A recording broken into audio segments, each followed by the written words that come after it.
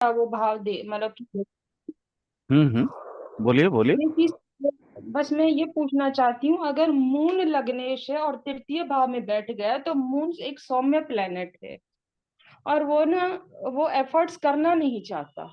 नहीं मैम, किसने बोला आपको? मून इतना इफोर्ट करता है। मैं हम्म। आप लोगों को आज समझाने की कोशिश करूंगा कि मून क्या इफर्ट करता है। कारणबारी जानती है मैम? कारणबारी, कारणबारी नहीं, एक लैंग्वेज नहीं आता है। जाना। कारण का मतलब अच्छा। होता है अमृत। अच्छा। ठीक है।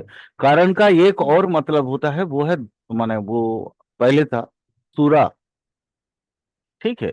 लेकिन कारण का जो ओरिजिनल मीनिंग है वो है अमृत। कर्क अच्छा। राशि को जानती है क्या बोला जाता है? कारण बारी। अच्छा। कर्क राशि की जो पानी है ना, उसको बोले जाते हम्म। हैं कारण बारी। जी सर, ये आपने बताया हुआ है कि अमृत समान पानी है इसका हाँ हाँ। जल राशि। तो वो आज मैं वही कोशिश कर रहा हूँ कि आप लोगों को थोड़ा थोड़ा करके ना, माने चीजों हम्म। को समझा दूं। माने ये राशि तत्व की, क्योंकि देखिए, त्रिकोण को जब अगर आप प्रेडिक्शन करना चाहती हैं त्रिकोण के हिसाब से, तो आपका मुख्य तीन बिंदु आते हैं मैम। पहला आता है, जो पहला सर बिंदु। त्रिकोण बाद में, सर त्रिकोण का बाद में समझेंगे, पहले इस चीज को क्लियर अच्छा करिए, ठीक, क्योंकि अभी ठीक, मैंने थ्री समझा। देखी तो उसके लिए मैं पूछ रही हूँ। जी जी जी। अब देखिए, ये आपका तीसरे भाव में है, मान लीजिए मून। जैसे यहाँ, ये यहाँ पे मून है ना मैम, तो जी ये सर। इसको मान लीजिए एसेंडेंट है। इसको एसेंडेंट जी मान लीजिए। सर। जी जी जी सर जी। ठीक है। तो ये हम्म। मून की एट्रीब्यूट कहाँ से आएगा? आपके पराक्रम, जी पराक्रम में। जी। मून कितने प्रकार के हैं मैम? मून कितने प्रकार के हैं? मून तीन प्रकार के हैं। अच्छा। उच्च बोली, इसको हमेशा ये सब, यही तो छोटी छोटी चीजें हैं जो मैं यही हमेशा यही तो हमेशा चीजें अच्छी बोलता हूँ। लगती है कि आप थोड़ा सा ना डेप्थ में जाके क्लियर करते हैं, इसीलिए मैंने पूछी चीजें। देखिए, मून तीन प्रकार के। पहला होता है हम्म। उच्च बलि। दूसरा जी क्या होता है ना मैम? हीन बलि। जी। ठीक है। दूसरा होता हम्म। है हीन बलि। हम्म। और तीसरा क्या होता है? हीन बलि। और तीसरा होता है मध्यम बलि। इसको बोलते हैं मध्यम बलि। जी ठीक है। तो जी। अब यहाँ पे मध्यम बलि में, अब यहाँ मेटर क्या होता है, थोड़ा सा इसको समझना जरूरी है। यहाँ का मून अलग है मैम। एक नंबर का मून अलग है, दो नंबर का जी मून अलग है, और तीन नंबर का मून अलग ठीक है। है। एक नंबर का, जैसे आपने बोला सुम्य, सुम्य वो है, ये तीन नंबर का जो मून है वो है सुम्य। हम्म। अच्छा। ठीक है, ये सौम्य जी है। जी। लेकिन मैम, एक नंबर का जो मून है ना, वो एग्रेसिव है। अच्छा। ये एग्रेसिव मून है।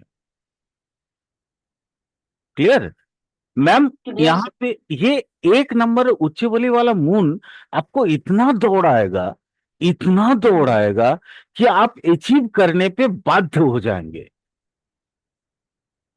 ठीक सर। ठीक है। हाँ जी। ये हो गया आपका एग्रेसिव मून। ये हो गया मध्यम बलि वाला जो है, उसको बोलते हैं सौम्य मून, सौम्य चंद्रमा। आपको मालूम है सबसे डेंजरस होता है हीन बलि। आपको अच्छा। मारेगा नहीं, हम्म। लेकिन इतना स्ट्रगल करवाएगा, इतना स्ट्रगल करवाएगा कि आपको ना परिशोधित करेगा। इसका काम है परिशुद्ध करना। ठीक सर। परिशुद्ध मतलब समझते हैं आप? समझ गए? हाँ परि सर, आपको इतनी मेहनत देगा कि आपको सर तपा तपा के ये सोना बना देगा। हाँ, प्यूरिफाई करना, प्यूरिफाई जी करना। मैम, जी। अब जब सोने की बात करी, तो चलो मैं सोने हम्म। पे ही आपको एग्जाम्पल देता हूं। देखिए, मून का क्या काम है, ये जो हीनबली जो मून है उसका क्या काम है? हम्म, हमेशा क्या, हीनबली मतलब एकादशी, कृष्ण पक्ष का एकादशी से लेके खास करके पंचमी तिथि तक, शुक्ल का। ठीक है, ये तो आप लोग जी जानते हो ना। एकादशी जी। माने 11 जो तिथि है हम्म वहां से कौन सा, पंचमी तिथि तक, पंचमी, हम्म 5 नंबर तिथि तक। ठीक है, हम्म 5 नंबर हम्म। तिथि तक ये आता है। मैम यहाँ पे इतनी स्ट्रगल का रेट बढ़ जाता है। मान लीजिए नॉर्मल अगर आपका स्ट्रगल रेट 50% है, तो आप यूं समझ लीजिए यहां आपके स्ट्रगल रेट 400% भी हो सकता है। अच्छा। क्यों? आपको याद होगा, आप लोगों ने पढ़ा भी है, और ये खास करके अनुज चूंकि भारतीय विद्या भवन में पढ़ता है, तो अनुज को बहुत अच्छे से पता होगा। क्योंकि वहां पे क्या बोला जाता है कि हिनबली जो चंद्रमा है वो अशुभ चंद्रमा है। जी लेकिन चंद्रमा तो मैम अपने वैदिक दृष्टिकोण से चंद्रमा को तो शुभ ग्रह मानते हैं, जी सर। मानते हैं ना। तो फिर जी जी शुभ जी। ग्रह अगर अशुभ फल देगा तो मान लीजिए, आप एक चीज समझे मैम, आप मेरी माँ, समझ लो मैं आपका छोटा सा बच्चा, मैं गलती किया, अब तो मुझे हम्म, मारोगे ना, डांटोगे, तकलीफ दोगे, जी किस लिए? ताकि मैं सुधर जाऊं और इस तरह का गलती जी दोबारा ना करूं, जी है ना। तो जी चंद्रमा का काम यही है, इंसान को परिशोधित करना, प्यूरिफाई करना।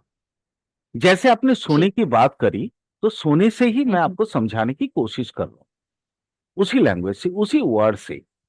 मैम देखिए, सोने की बाट बहुत सारे होते हैं, जो सुनार का जो दुकानदार होते हैं उनके पास, है ना, जी बहुत सारे बाट होते हैं। मान लीजिए एक बाट यहाँ पड़ा है, एक बाट यहाँ पड़ा है, एक बाट यहाँ पड़ा है, एक बाट यहाँ, माने इस तरफ छितरा हुआ है चारों तरफ। अब मान लीजिए मैम इसमें से कोई एक सुनार कोई एक बाट को चुनता है, इसी को मान लीजिए चुन लिया। वो क्या करता है जी मालूम है मैम? पहले आग में तपाता है जी ना। सर। आग में जी सर। तपाने के बाद क्या करता है, छोटी छोटी छेदों से उसको निकलता है, तार बनाता है। जी सर। यानी क्या देता है ma'am? Struggle, yes sir. Struggle देता है ना। ये ये शब्द जो है ना, ये हमेशा इसका मीनिंग को समझ रखिएगा। स्ट्रगल, ये स्ट्रगल। मैं आपको आज एग्जांपल मैं ये क्यों ले रहा हूं, मैं वो भी आपको बताऊंगा, क्योंकि मुझे आपकी कुंडली मालूम है, मैं आपकी कुंडली देख चुका हूं। आप ना वो सोने का वो छोटा सा बाट है जो आप, भगवान ने यहां तो देखिए सोनार देता है, और हम जब जीवन में आते हैं तो हमें कौन पकाता है, हमें कौन तगड़ा ये बनाता है, आभूषण बनाने के लिए कौन काम करता है? भगवान करते हैं या प्रकृति करती है ना। हमारे जी अंदर सर। की वो सारे जो कला है, जो स्किल्स है, उसको निकाल के लेके आता है ये स्ट्रगल। और उसके बाद हम क्या बनते हैं मैम? एक आभूषण, एक आभूषण। और वो कौन सा आभूषण पता है आपको? कौन सा आभूषण? जो समाज के लिए परिपूरक होता है, जो समाज कल्याण के लिए, जैसे एक गहना, एक आभूषण जब किसी स्त्री के गले पे जाता है ना, तो मैम उसके सौंदर्य पे चार चांद लगा देता है वो, है ना, कोई जी भी। सर। तो हम इंसान एक गहना जब बन जाते हैं, हम किसकी गले पे जाते हैं? समाज के गले पे जाते हैं ना। समाज ही तो हमें स्वीकारता है, वो तो वही तो अपने गले पे उसको धारण करता है ना। जी और हमारी जो अंदर की कला, जो स्किल्ड एकदम तब के बाहर निकला है, वो चाहे टीचर हो, चाहे कोई भी अपने फील्ड पे हो, मैम आप सोचो तो वो कितना समाज को क्या क्या देता है। यही हिनबली चंद्रमा का काम है। तो चंद्रमा सुम्भ कभी नहीं होता मैम। सुम्भ मध्यम बली होता है और न्यूट्रल रहता है, इसलिए सुम्भ बोला जाता है। बट वहां पे भी सुम्भ नहीं होता है, वहां पे भी वो स्ट्रगल ही देता है। स्ट्रगल देता है क्या जानते हैं? ये हीन बली चंद्रमा आपको सबसे ज्यादा जो स्ट्रगल देता है वो है मेंटल पीड़ा। इतना सताएगा, लोगों से इतनी बातें सुनाएगा कि आपके मन ना ग्रसित हो जाता है, कमजोर हो जाता है, और मन में एक जिद पैदा हो जाता है कि हमें कुछ करना है। और वो उस वही जिद के वजह से हम आगे चलते हैं और बढ़ के कुछ ना कुछ बन जाते हैं मैम। आपके प्रश्न का उत्तर मिला? जी सर, वो सर आंसर तो मिल गया। अब आपने अच्छे से डिस्क्राइब किया उतना तो सर मतलब हम लोग क्लियर कर सकते हैं। मेरा ये कहना है, जैसे आपने चंद्रमा के 3 प्रकार बताए या उनके सर 3 परिवेश बताए, तो मेरा ये कहना है कि जब तीसरे हाउस में बैठता है तो क्या ये बच्चे से, देखिए तीसरा हाउस स्ट्रगल का होता है, ठीक है, नहीं मैम, पराक्रम का नहीं नहीं, कोई हाँ। जरूरी नहीं है वो स्ट्रगल है। पराक्रम मतलब साहस, वो स्ट्रगल नहीं हाँ होता। सर। सर तो अगर अगर ये देखें कि नेटिव वैसा नहीं है तो हम उसको कैसे साधे, हम देखें कि नेटिव आराम करता है, आराम पसंद है, तो हम उसको क्या बोलें कि भैया तू अपने लगन को साध। हाँ हाँ बिल्कुल। वहां देखिएगा, अगर वो नेटिव आराम पसंद है ना, तो वहां कोशिश हम्म। करिएगा सबसे पहले सेटर्न को देखें आप। क्योंकि यहाँ प्रॉब्लम जो है ना सेटर्न से आ रहा है, मून से गर्दन नहीं। लगन। मेरी बात को ध्यान से सुन लीजिए पहले, क्योंकि जी मुझे सर। मालूम नहीं है उनके टाइम ऑफ बर्थ, इनके कुंडली स्नैपशॉट के बारे सर में मैं मालूम ऐसे नहीं। कोई कोई बात नहीं सर, मैं ऐसे ही पूछ रही थी हाँ। हाँ, तो अब अगर ऐसे है कि मून थर्ड हाउस में होने के बाद भी अगर कोई हम्म। जातक आलस से हम्म। आलस से भरा हुआ हम्म। है, तो मैम हम्म। सबसे पहले आप सेटर्न को देखिए। सेटर्न ही ठीक। वो कारक ग्रह है जो इसको आलसी बनाता है, एसेंडेंट को आलसी बनाता है। ठीक सर। इसका उपचार करिए, इसका उपचार करिए। ठीक। ठीक sir. Clear? Okay sir, thank you. यानी जी सर ठीक। यहाँ पे ये मैटर नहीं करता है कि कौन सी भाव में बैठा जी जी सर।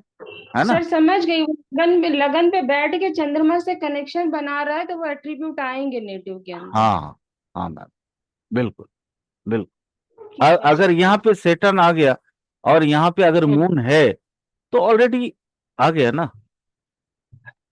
जी तीस, सर। तीसरा दृष्टि हो आप। सेटर्न इसको मून को कंट्रोल कर रहा है, इसलिए मैं हमेशा अच्छा। बोलता हूं कि दृष्टि को देख लीजिएगा। ठीक ठीक सर, ठीक। अभी तक मैंने ना तो किसी का दृष्टि लिया ना कुछ, मैं सिर्फ राशि नहीं नहीं एटीट्यूड और यही सब ले रहा हूं। ठीक सर, है। वही मुझे ये पता था मून यहाँ पे होगा तो उसको थोड़ा सा ना वो बनाएगा, फ्लक्चुएट बनाएगा, लेकिन ऐसा मुझे दिख नहीं रहा था नेटिव के अंदर, इसीलिए मैं जानना चाह रही थी। जी, चलिए, प्रश्न के उत्तर मिल गए। हाँ जी सर, थैंक यू अब सर। Okay, welcome ma'am. अब मैं जो ये क्या बोलते हैं, हमारे अनुज का एक प्रश्न था कि सर आप ऐसे ऐसे कुछ कारक तत्व बताते हैं जो कि बड़ा विचित्र होता है और हमें समझ में नहीं आता। ठीक है, ये अनुज ने बोला था कल या परसों, परसों के क्लास में। अनुज कब बोले थे बाबू, याद है आपको? कल की बात की कल। कल की बात कर रहे थे ना। मैं आज आप लोगों को, देखिए, राशि तत्व के बारे में थोड़ी सी डिस्कस करना चाहूंगा। ठीक है, हमारे यहाँ राशि तत्व में कौन कौन सी राशियां आती हैं? 4 प्रकार की राशियां आती हैं, और ये चारों का नाम तो आप लोग जानते ही हो। बोलो। अग्नि पृथ्वी वायु जल। जी सर। सर अग्नि बताओ, है, पृथ्वी है, वायु जल, ये 4 तरह की होती धीरे धीरे बोलो। कौन सा है है। सर पहले? अग्नि अग्नि। अग्नि, धीरे धीरे, ताकि मैं एक, थोड़ा सा लिख के मैं आप लोगों को उसको क्लियर कर पाऊं। अग्नि। 1 4 7 10।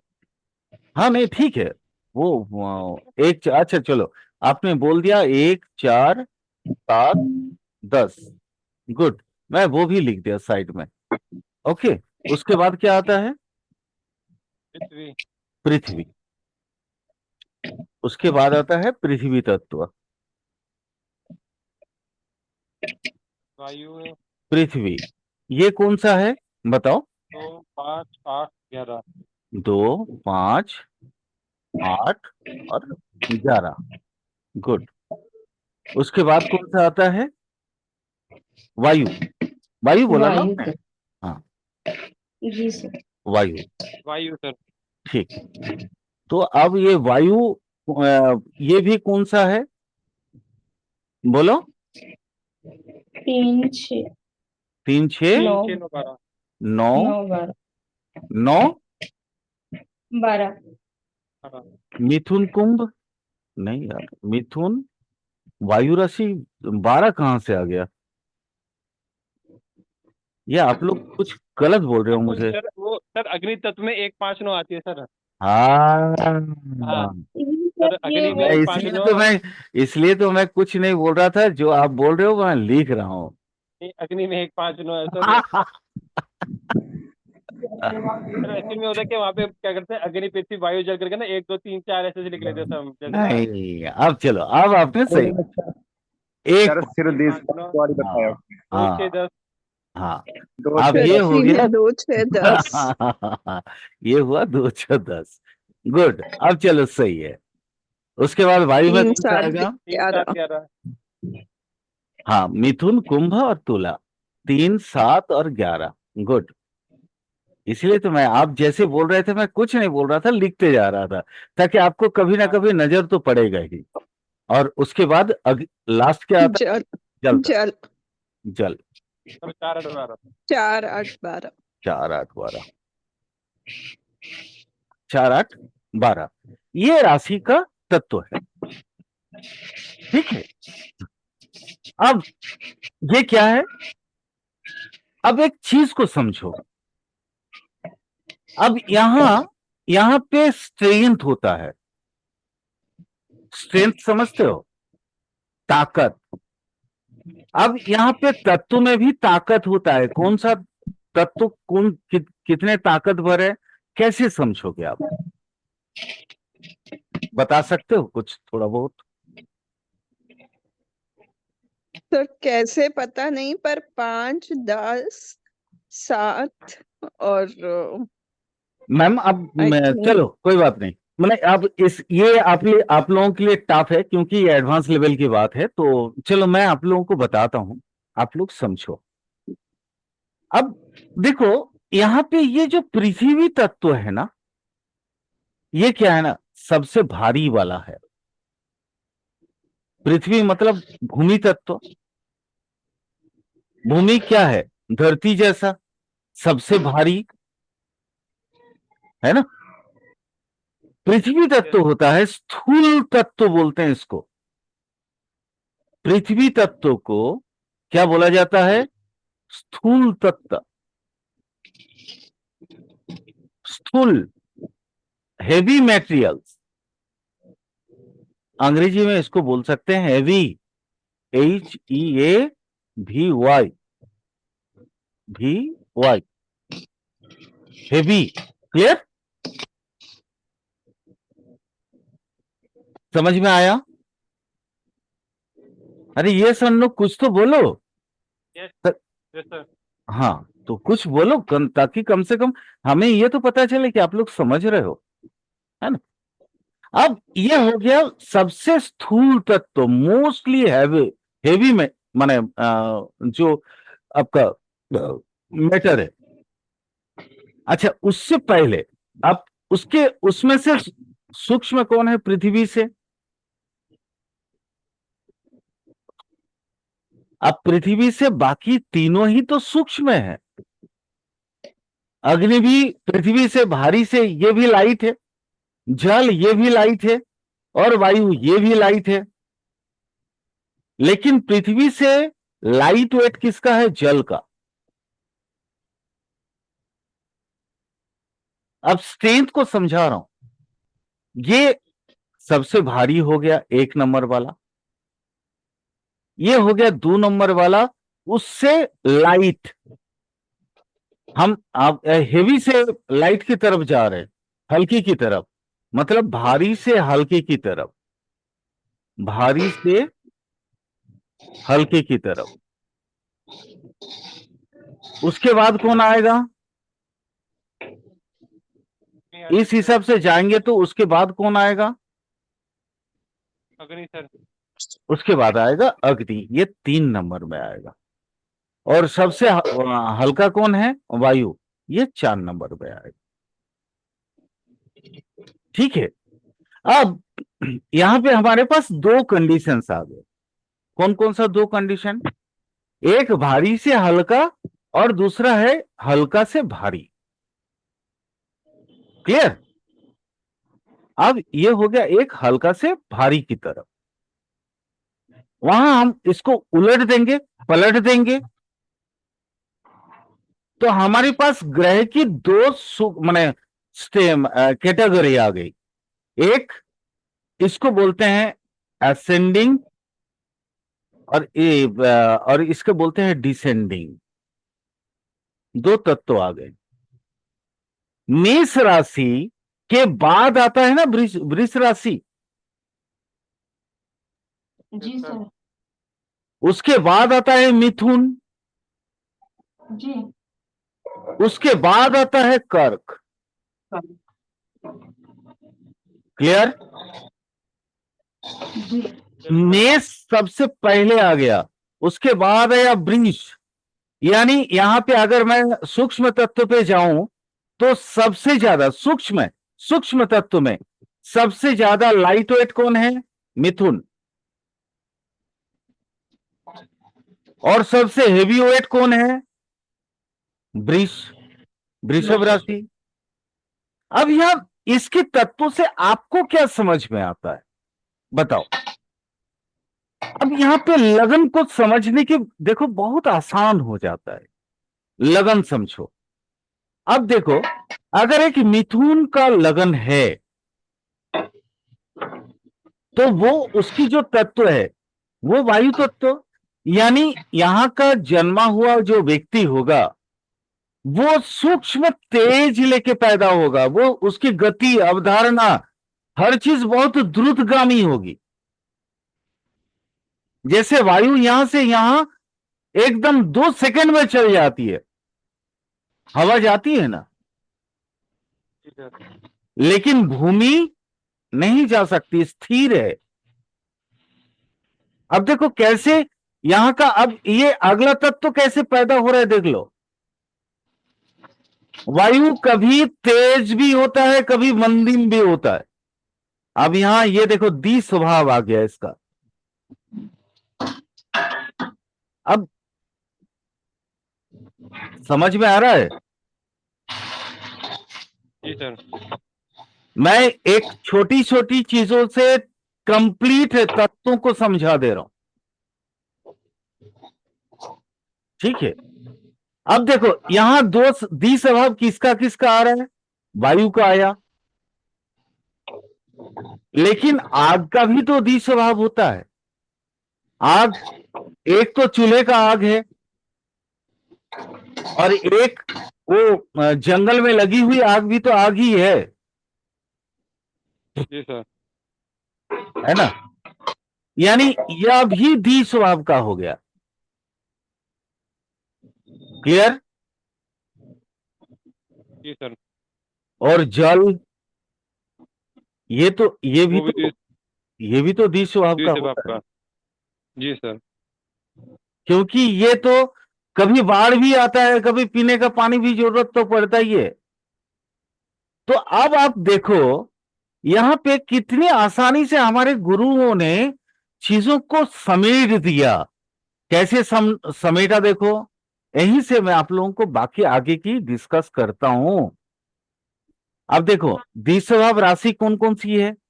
3 नंबर, है ना? 3 6 9 12 सर।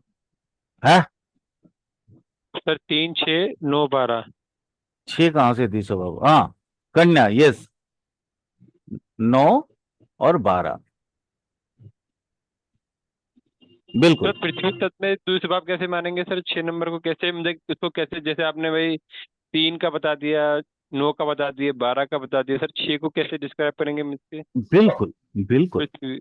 बिल्कुल।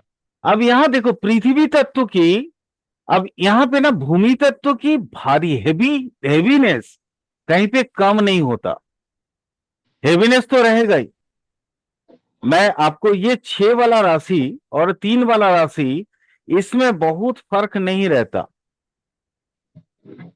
मालूम है ये क्यों मार्करी को दिया गया है?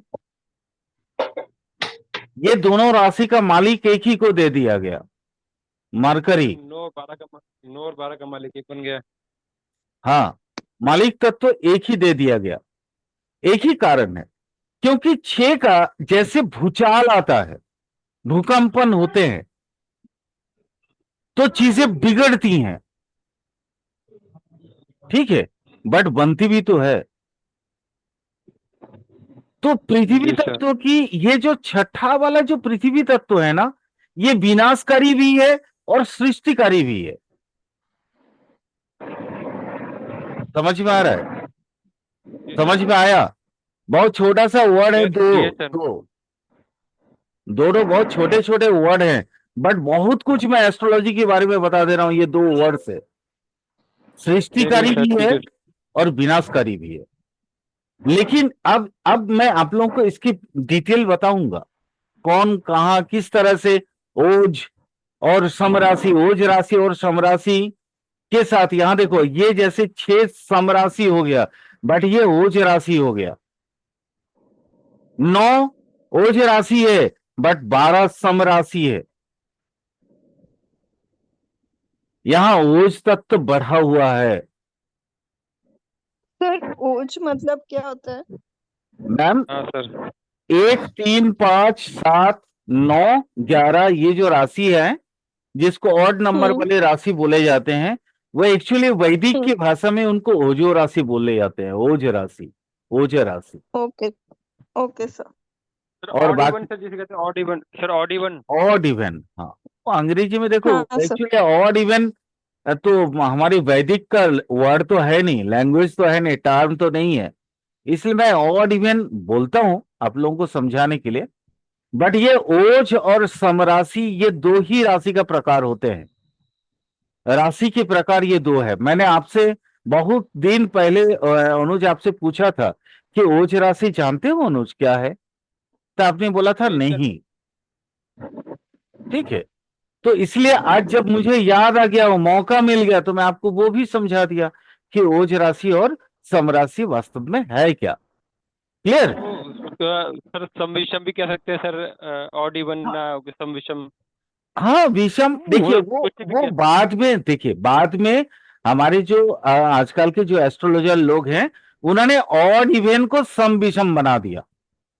हाँ सर। बट ओरिजिनली पराशर जी की जो लैंग्वेज है वो है ओज और सम, ठीक ठीक है है। सर। तो चूंकि हम देखिए, मैं हमेशा कोशिश कर रहा हूं ना कि आप लोगों को the real astrology of ancient time वो सिखाने की, तो मैं टर्म भी वही यूज करता हूं ज्यादा जो पहले हुआ करते थे, ठीक है। अब इसमें सम और विषम में और ओज और सम में क्या डिफरेंस है, मैं आपको वो भी समझा देता हूं, समझ लीजिए। ओज का मतलब जानते हैं, एनर्जी।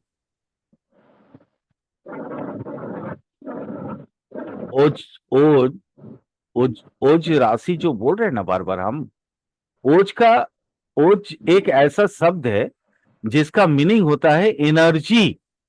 हम्म। अब मान लीजिए ओज राशि को आप विषम बोलेंगे, तो एनर्जी कैसे पता चलेगा, आप बताओ मुझे।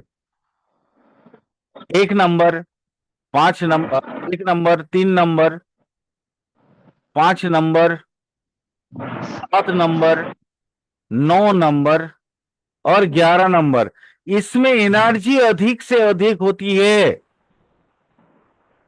इन राशियों में एनर्जी का जो फ्लो होता है ना, वो बहुत ज्यादा होता है, इसलिए इनको ओझे राशि बोले जाते हैं। अब विषम बोलने से ये वर्ड आपको मिलता क्या?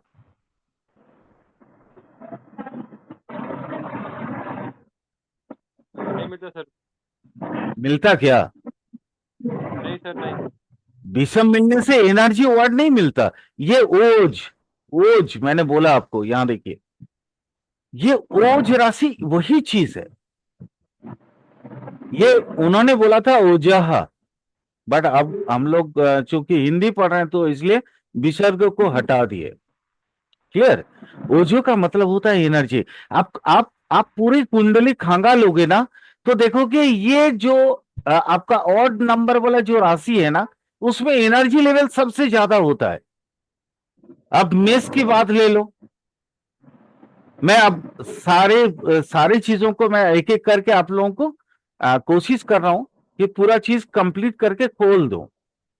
ठीक है? अब देखो, मंगल की दो राशि है, एक है मेष और दूसरा है वृश्चिक। लेकिन जो एनर्जी मेष राशि का है, वो एनर्जी क्या वृश्चिक में आता है? नहीं सर। यानी सर एक अग्नि तत्व की, एक जल तत्व की भी है सर। नहीं नहीं, तत्व को गोली मारो, अभी तत्व को छोड़ दो। वो क्या है, एक सम राशि है 8 नंबर वाला, और एक ओज राशि है 1 नंबर वाला। अब दोनों का जातक अगर कोई 1 नंबर में पैदा होता है और कोई 8 नंबर में पैदा होता है, इसके चरित्र में क्या क्या परिवर्तन आएगा? पहला, 1 नंबर वाले के पास एनर्जी बहुत ज्यादा होगा, और 8 नंबर ना धीरे धीरे चलने वाला होगा। ओके?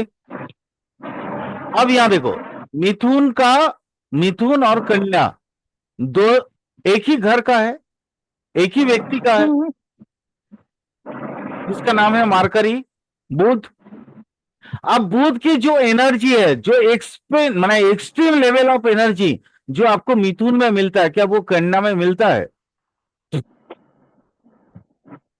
यहां देखो, मिथुन का जो चित्र है, जो चित्र हमारे पूर्वजों ने बना के हमें समझाया था, मैथुन रथ 2 लोग,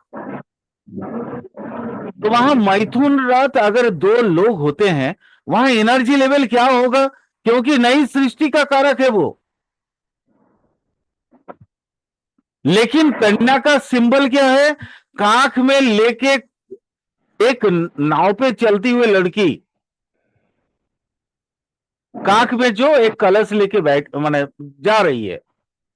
तो वहां पे क्या एनर्जी है? वहां पे देखो बैलेंस है, बैलेंस करने की कोशिश कर रहा है वो। नाव है, जलीय तत्व पे जा रहा है, नदी के इस पार से उस पार।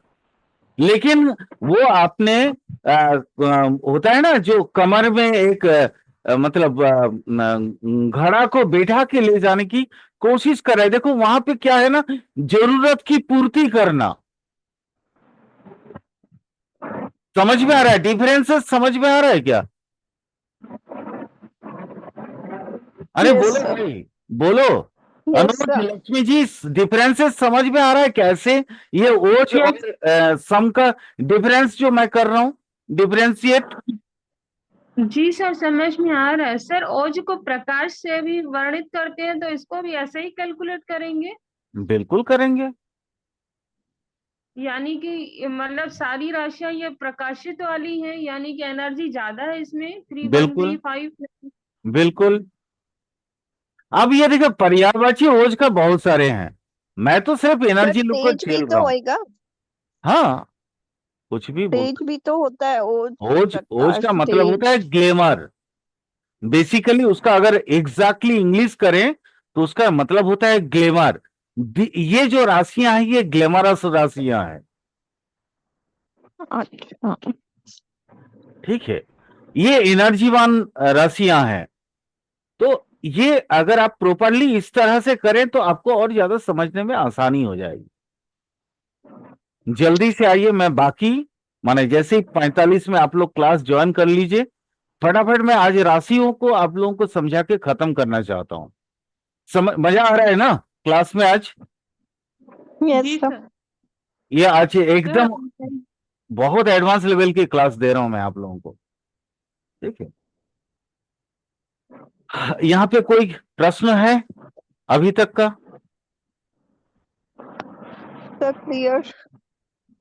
क्लियर है ना तो सर? ये जो सर ये जो राशियां हैं 1 3 5 जिस भी भाव में आएंगे उस भाव में एनर्जी एक्सेस हो जाएगी। 100% एनर्जी बढ़ेगा वहां पे, एनर्जी बढ़ेगा उसका, उसकी एनर्जी बढ़ जाएंगे मैम।